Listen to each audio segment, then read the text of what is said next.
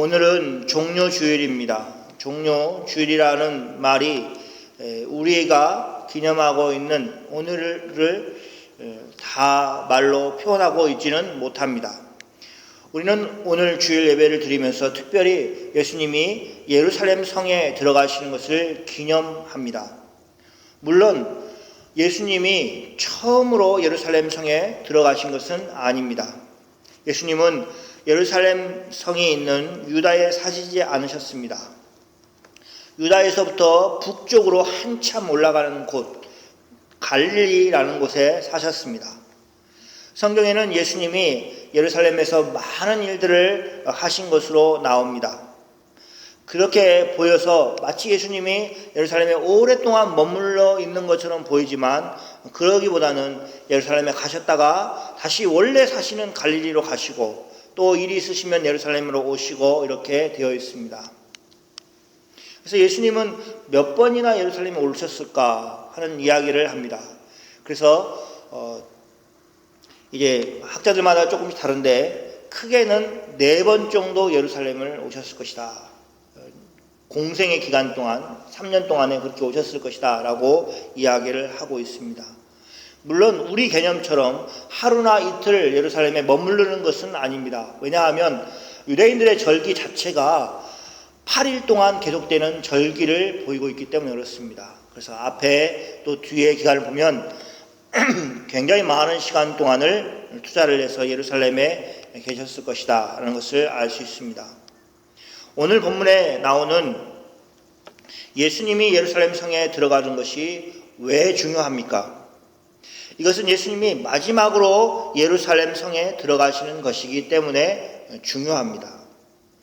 여러분과 제가 아는 것처럼 예수님은 바로 이렇게 예루살렘 성에 들어가신 후에 우리로 얘기하면 이번 주 금요일에 예수님은 십자가의 죽음을 당하시게 되어 있습니다. 그래서 마지막으로 예루살렘 성에 들어가시는 모습, 그 장면을 우리가 함께 읽은 것입니다.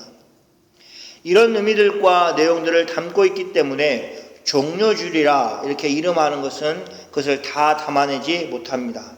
여기 있는 나무가 종료나무입니다. 그래서 종료나무 가지죠. 이게 팜트리라고 해가지고 이게 쭉 펼치고 있는 그 나무가 바로 종료나무입니다.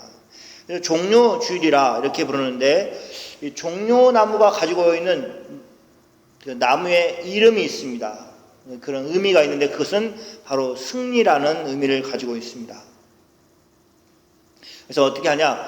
그 전쟁을 마치고 예수님 당시 때에 전 세계를 지배했던 로마라는 나라가 있습니다. 로마 시민이 된다는 것은 전쟁을 해야 됩니다. 그게 의무죠. 그래서 군대를 가는 것 같이 마치 전쟁에 참여하는 것이 그 남자로서의 영웅적인 모습이라는 것입니다. 그리고 로마 시민들만 그 일을 할 수 있었습니다. 전쟁에 이기고 돌아오는 왕과 군대를 향해서 시민들이 나와서 손에 종려나무를 들고 종려가지를 들고 환호를 하면서 개선장군처럼 들어오는 그들을 맞이하였습니다. 왜 그러냐? 이 나무가 승리라는 그런 의미를 가지고 있는 나무이기 때문에 그렇습니다. 물론 예수님을 환영하면서 손에 종려가지를 들고 흔들면서 찬송을 부른 것은 로마의 문화만을 가지고 있는 것은 아닙니다. 다윗은 하나님의 언약궤를 가지고 예루살렘 성에 들어올 때에 악기를 연주하고 언약궤 앞에서 춤을 추고 기뻐하며 노래를 불렀던 것을 기억한다면 충분히 유대의 문화에도 그것이 있다라는 것을 알 수가 있습니다. 이제 영화 하면 우리는 이제 헐리우드를 많이 떠오르잖아요. 근데 이제 헐리우드만큼이나는 아니지만 인도의 그 영화도 굉장히 이렇게 유명하다고 하죠. 근데 그 인도 영화를 보면 항상 나오는 게 있습니다. 뭐냐면 단체로 춤을 춥니다. 그러니까 한두 사람 춤을 춘 게 아니라 처음에는 주인공이 춤을 춰요. 그런데 그 10명이 됐다가 한 100명, 한 그 몇백 명이 함께 춤을 추는 그런 막 떼춤을 춥니다. 그게 인도의 문화죠. 근데 유대인들은 어떻게 하냐? 절기 때 춤을 추고 노래를 부르며 악기를 연주하고 하는 그 즐거운 분위기가 있다는 것입니다. 네, 우리는 이제 유교 문화권에서 점잖게 있기 때문에 뭐 하는 것보다는 보는 것이 더 편하고, 그죠? 그래서 광대들이 뭘 탈춤을 추면 보는 것이지 같이 춤을 추고 하는 문화가 적지 않습니까? 그래서 그것을 기억을 해야 됩니다. 유대인들은 그렇게 즐거워하는 그런 문화가 있었다는 것입니다. 중요한 것은 종료주일이라는 이름이 왜 붙었냐면 예수님이 예루살렘에 들어가시는 모습이 승리하는 왕으로서 그렇게 들어가신 모습이 있다. 또 그 왕을 환영하는 모습이 있기 때문에 종료주일이라 이렇게 불렀다는 것입니다. 그래서 사람들이 마음에 와닿지 않는 거예요. 종료주일 이렇게 하면. 그래서 다른 이름으로 부르고 싶어 하였습니다. 그것 중에 하나가 뭐냐면 호산나 주일이었습니다. 9절에 예수님을 맞이한 사람들이 호산나 다윗의 자손이여 이렇게 부르짖은 것처럼, 그때 그 호산나를 찾은 것처럼, 그래서 호산나 주일이라 이렇게 하자 이렇게 했지만, 그러나 시간이 지나면서 그래도 종료주일이라고 부르는 게 좋겠다 해서 종료주일이라는 이름이 살아남아서 우리도 종료주일로 지키고 있는 것입니다. 오늘 본문은 크게 두 부분으로 나누어져 있습니다. 첫째는 예수님이 나귀를 귀에서 구해가지고 타시는 부분입니다. 두 번째 부분은 사람들이 예수님을 중심으로 앞에서 가고 뒤에서 따르면서 소리질러 찬송을 하는 장면입니다. 그러면 왜 예수님은 나귀를 타셔야 했는가 하는 것입니다. 예수님이 예루살렘에 가까이 와서 감람산 벳바게라는 곳에 이르렀을 때에 예수님은 나귀를 구하셨습니다. 그곳이 정확히 어디인지는 알 수 없지만 베다니와 예루살렘 사이에 있는 마을이라는 것은 분명합니다. 예수님은 그곳에 도착했을 때 두 제자들을 불러다가 맞은편 마을로 보내십니다. 그곳에 매여 있는 나귀와 나귀 새끼를 함께 가지고 오도록 그렇게 하셨습니다. 그래서 풀어 예수님께로 가져오라고 하신 것입니다. 그럼 예수님은 왜 나귀를 필요로 하셨는가? 지금까지 한 번도 예수님은 나귀를 타신 적이 없습니다. 성경에는 기록되어 있지 않습니다. 우리는 다른 성경 말씀 속에서 선한 사마리아인에 대한 그 이야기가 있는 예수님의 비유 속에서 보면 나귀를 타는 사람들이 있었다는 것을 알 수 있습니다. 거기에서 자기 짐승이라고 나오는 그것은 나귀인데, 사마리아인이 강도를 만난 사람을, 죽어가는 사람을 나귀에 실어서 여관으로 그리고 그렇게 데려가는 내용이 나오고 있습니다. 그렇지만 예수님이나 예수님을 따르는 제자들이 나귀를 타고 다녔다는 것은 성경에 나와 있지 않습니다. 평소 예수님과 제자들은 걸어 다니셨습니다. 그러니 짐승의 힘을 빌릴 필요가 없으셨습니다. 예수님과 제자들이 있는 곳은 예루살렘에서 멀게는 3km, 가깝게는 1km 정도의 거리에 있는 곳이었습니다. 처음부터 고향에서부터 갈릴리에서부터 나귀를 타고 왔다면 예수님이 어디가 안 좋으신가 보다 이렇게 알 수 있지만, 다 오셔서 짧게는 1km밖에 떨어져 있지 않은 예루살렘을 가기 위해서 나귀를 일부러 타고 가신다라는 것은 다른 이유가 있다는 것입니다. 예수님은 의도를 가지고 그 일을 하셨습니다. 무슨 의도이십니까? 선지자들이 하신 말씀을 이루어지게 하기 위한 것이었습니다. 스가랴라는 선지자가 있는데 스가랴서 9장 9절에 이런 말씀이 있습니다. 시온에 따라 크게 기뻐할지어다. 예루살렘에 따라 즐거이 부를지어다. 보라, 내 왕이 내게 임하였나니 그는 공의로우시며 구원을 베푸시며 겸손하여서 나귀를 타시나니 나귀의 작은 것 곧 새끼니라. 이런 말씀이 있습니다. 여기 시온에 따라 하는 말과 예루살렘에 따라 하는 말은 같은 말입니다. 예루살렘의 다른 이름이 시온이기 때문에 그렇습니다. 우리가 주목해야 될 것은 이 말씀이죠. 뭐냐면 내 왕이 내게 임하였나니 하는 것입니다. 이 말씀을 하고 있는 스가랴가 이 말씀을 하고 있는 그 당시 때에는 이 사람들에게 왕이 없었습니다. 스가랴 선지자가 활동하였던 때는 언제냐 하면은 바벨론 포로에서 돌아온 그런 유대 공동체 가운데서 활동을 하였습니다. 여전히 바벨론이 지배하고 있는 나라였고 그들에게는 총독이라는 사람이 있었습니다. 그래서 느헤미야도 총독으로 왔다 이렇게 얘기하죠. 총독은 왕이 아니었습니다. 왕의 관리였다는 것입니다. 그런데 왕이 없을 때에 그들에게 지금 이 말을 예언해 주고 있는 것입니다. 내 왕이 내게 임하시나니. 그들에게 왕이 없는데 그 전에도 없었느냐? 그러지 않았습니다. 전에는 왕이 있었을 때가 있었습니다. 그런데 그 왕들은 어떤 왕이었느냐? 하나님 앞에 범죄함으로 하나님께서 이스라엘을 망하게 하신 그런 불순종의 아들, 그런 왕들이었습니다. 그런데 지금 기뻐하고 즐거이 노래 불러라 하는 왕은 어떤 왕이냐?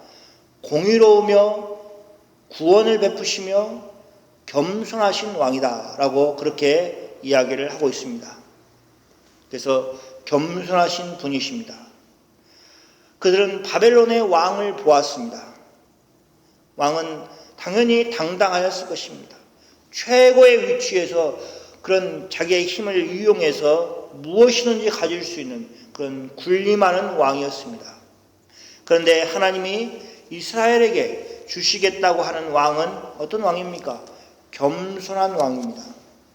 다른 나라의 왕처럼 말을 타고 화려한 옷을 입고 그리고 말에도 화려함을 막 덧입히는 그런 왕이 아니라 나귀 새끼를 타고 임하시는 그런 왕이라는 것입니다. 예수님은 그 성경 말씀대로 하셨습니다. 자신이 이스라엘을 위한 왕으로 이 땅에 오신 것을 보이신 것입니다. 내가 스가랴 선지자가 예언한 그 왕이다 라고 예수님이 선언을 하고 계시는 것입니다. 나귀와 나귀 새끼를 끌고 온 두 제자도 그리고 다른 예수님의 제자들도 예수님만큼이나 가난하였습니다. 여러분, 말을 타보신 경험 있습니까? 관광지 가면 한 번씩 타보기도 하고 그렇죠. 그러나 말을 탈 때 꼭 필요한 것이 있는데 뭐냐면 안장이라는 것이 있습니다.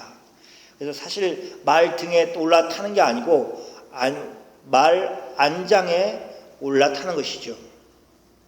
서부 영화에서 나오는 그 인디언들이나 말을 등에 바로 올라타지 보통 사람들은 안장이라는 것이 없으면 올라탄다 해도 오래 머무를 수가 없습니다. 뉴질랜드에 유학 온 아이들이 이제 방학이 되면 말을 타러 가는 곳을 봤습니다. 말을 탄다. 얼마나 신나겠어요. 그러니까 이제 갔다 왔는데 다들 너무 힘들어하는 거예요. 뭐가 힘드냐? 그랬더니 다리 안쪽이 너무 힘들다는 거예요. 말을 탔는데 안장 가지고 탔는데도 불구하고 말을 1시간 반 타니까 이 다리가 너무 아파가지고 더 타고 싶은데 탈 수가 없다 하는 것입니다. 그런 물론 말이면 안장이 있어야 되고 그리고 나귀를 탄다 할지라도 이렇게 쿠션 역할을 해주는 그런 것이 필요했다는 것입니다. 그래서 그걸 어떻게 합니까?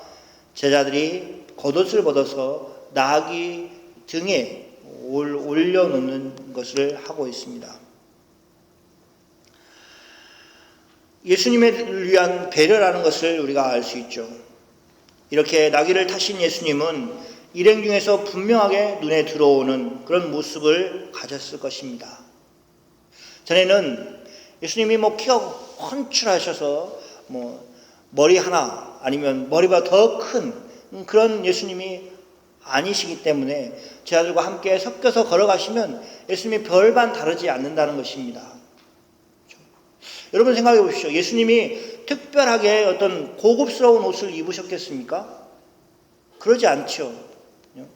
그리고 예수님이 훨씬 더 나이 많은 사람이어서 딱 봤을 때 저분이 어른이구나 라는 그런 특징이 있었겠습니까? 나이 많기로는 베드로가 가장 많았습니다. 그리고 예수님과 거의 별반 다를 바 없는 그 나이, 요한을 제외하고는 다 같은 그런 연배의 사람들이었습니다. 비슷한 옷을 입고 걸어가면 그러면 물론 예수님이 앞에 가시겠지만 도드라지게 보일 일이 없을 것입니다. 그러나 이제는 다릅니다. 어떻게 다릅니까? 예수님은 나귀를 타고 가고 계시기 때문에 그렇습니다. 나귀를 탄 것 자체도 그렇고 예수님이 다른 사람보다 더 위에 계시는 것이죠. 그래서 돋보이게 되어 있다는 것입니다. 정말 자기 마음 가운데 존경하고 사랑하는 사람이 있으면 어떻게 하겠어요? 돋보이면 그거를 굉장히 좋아하죠. 즐거워합니다. 그러니까 이제 가족이 놀러를 갔어요. 애가 목마를 태워달라고 그래요. 힘들지만 목마를 태워줘요. 그러면 사람들이 어떻게 해요? 목마를 태운 사람은 안 봅니다. 누구를 보겠어요? 목마를 타고 있는 아이를 보겠죠. 그러면서 칭찬을 해줘요. 예쁘다. 그러면은 어때요? 힘든 것이 힘들지가 않은 상황이 되는 것입니다. 예수님과 제자들이 걸어갔을 때의 그 광경을 여러분 상상을 해보십시오. 예수님이 나귀를 타고 가시는 그 모습이 너무 좋은 겁니다. 모든 제자들이 좋은 것이죠.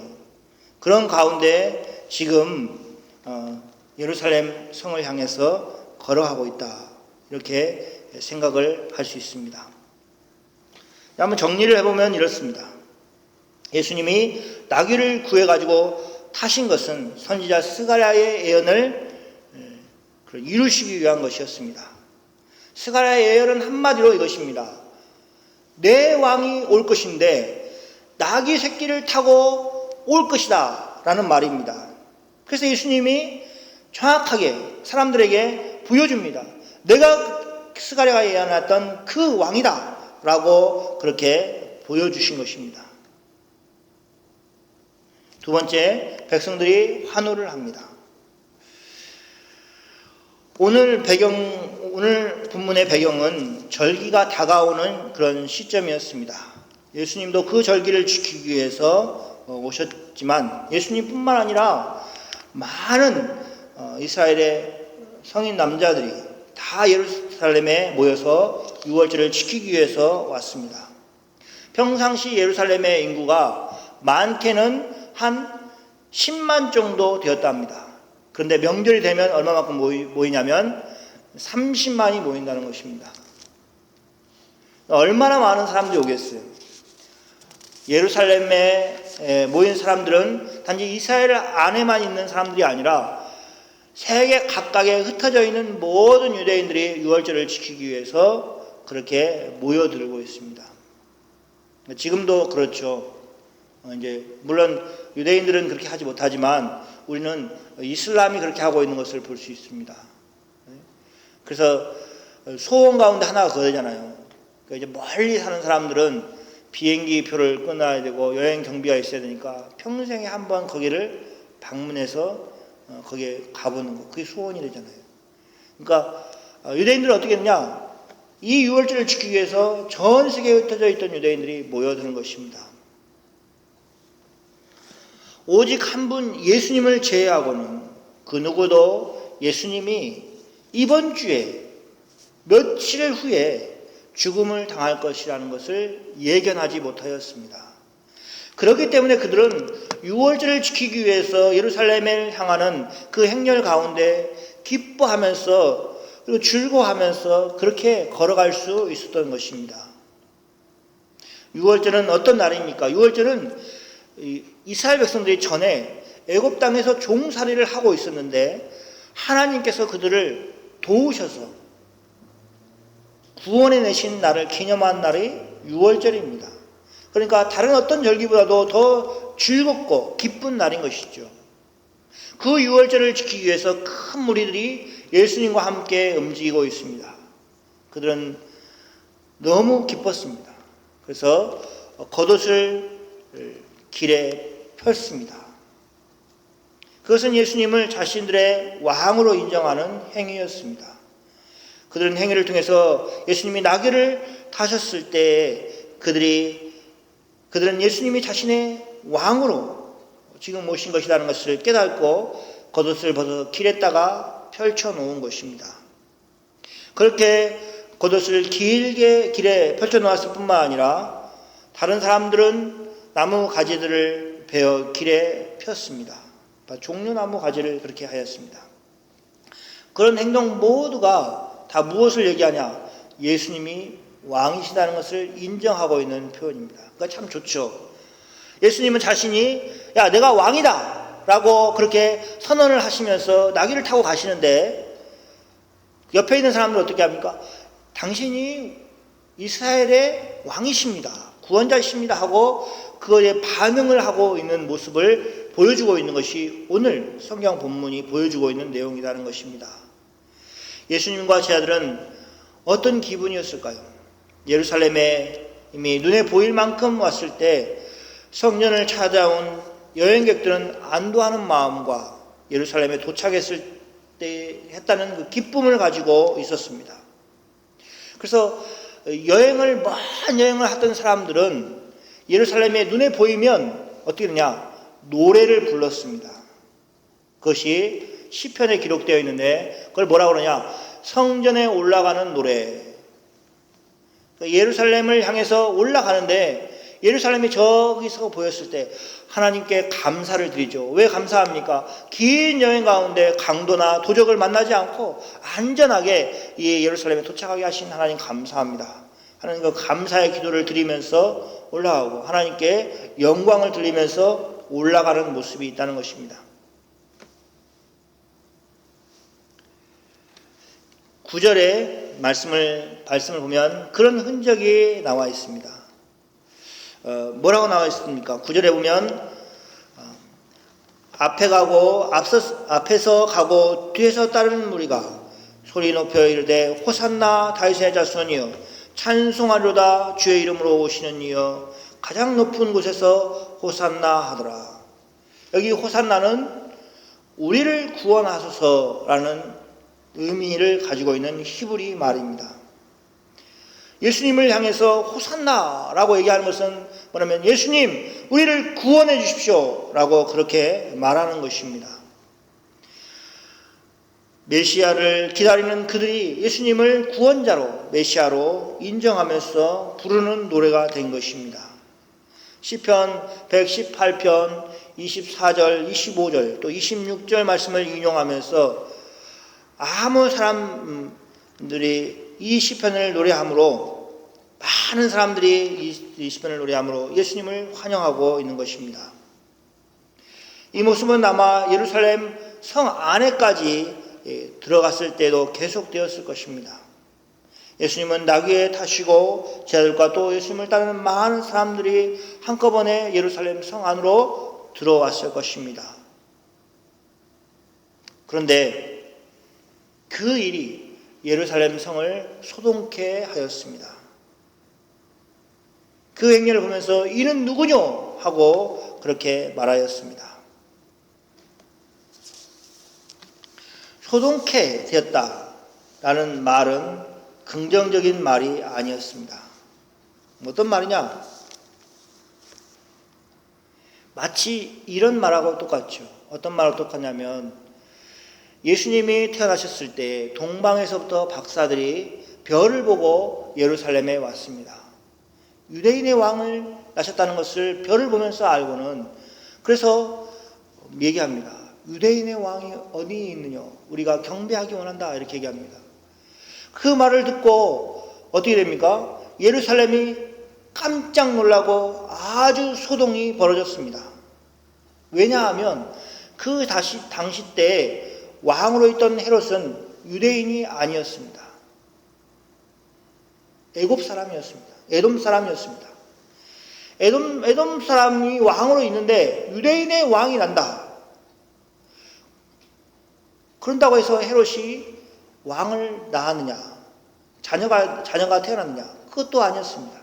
그러니 이제 큰일이 났다고 소동을 벌인 것입니다.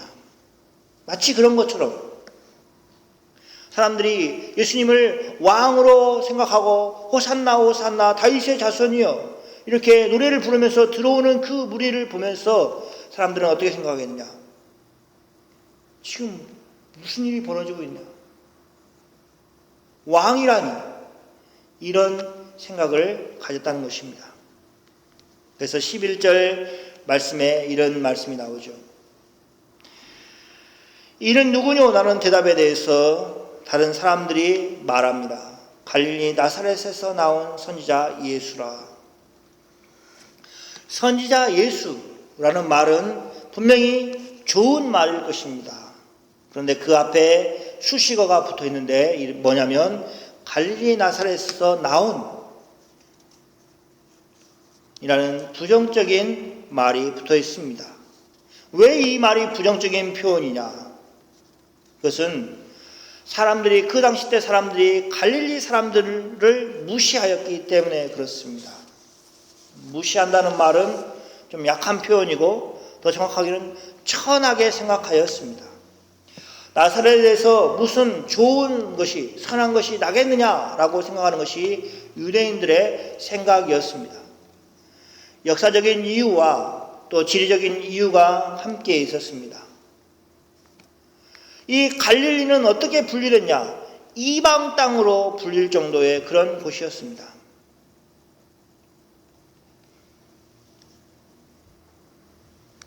성경은 그러면 그곳을 무엇이라고 얘기하고 있습니까? 과연 예수님은 갈릴리의 나사렛에서 자라신 것이 문제가 됩니까? 마태복음 4장 12절부터 나오는 말씀은 이렇게 되어 있는데 마태복음 4장 12절은 다시 이사야서를 인용한 것이기 때문에 이사야서 9장 1절 말씀과 2절 말씀을 읽어보겠습니다. 같이 한번 읽어볼까요? 전에 고통받던 자들에게는 흑암이 없으리로다. 옛적에는 여호와께서 스불론 땅과 납달리 땅이 멸시를 당하게 후에는 해변길과 요단저쪽 이방의 갈릴리를 영화롭게 하셨느니라. 흑암에 행하던 백성이 큰 빛을 보고 사망의 그늘진 땅에 거하여 자들이 빛을 비치도다. 예수님은 이 말씀을 응하게 하기 위해서 어떤 말씀이냐면 흑암에 행하던 백성이 큰 빛을 보고 사망의 그늘진 땅에 거주하던 자들에게 빛이 비치도다 라는 이 말씀을 이루기 위해서 어디 사셨느냐? 갈릴리 나사렛에 사셨다는 것입니다. 그럼 갈릴리 나사렛은 어떤 곳이냐? 요단 저쪽, 요단강이 있는데 여기 요단은 요단강입니다. 요단강을 기점으로 해서 동쪽은 항상 이스라엘 땅이었습니다. 그러나 요단 저편은 처음부터 빼앗겼던 땅으로 많이 지냈습니다. 그래서 심지어 뭐라면 요단 저쪽 이방의 갈릴리, 이방 취급을 하고 있는 갈릴리였다는 것입니다.